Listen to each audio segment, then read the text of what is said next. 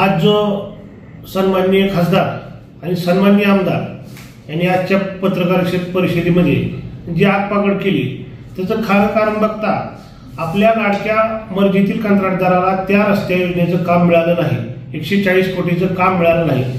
केवळ त्यामुळे त्यांनी आज जो पापड केलेला आहे, वारंवार प्रशासकीय यंत्रणेवर दबावावरून, वारंवार मुख्याधिकारी यांच्यावर दबाव आणून ते काम लाडक्या गुत्तेदाराला म्हणजे संभाजीनगरच्या त्यांच्या एका लाडक्या गुत्तेदाराला देण्यासाठी ते वारंवार दबाव आणत होते, परंतु ते काम सदरील गुत्तेदाराला मिळाले नसल्यामुळे त्यांनी आज ही सगळी आगपागड केलेली आहे। पालिका तुमच्याकडे, आमदार तुमचे, खासदार तुमचे, तुम्ही राज्याचे प्रमुख नेते असताना सुद्धा शहरातील रस्त्यासाठी 1 रुपयाचा निधी तुम्ही आणू शकले नाही आणि तुम्ही आज जनतेच्या त्रासाबद्दल बोलत आहे।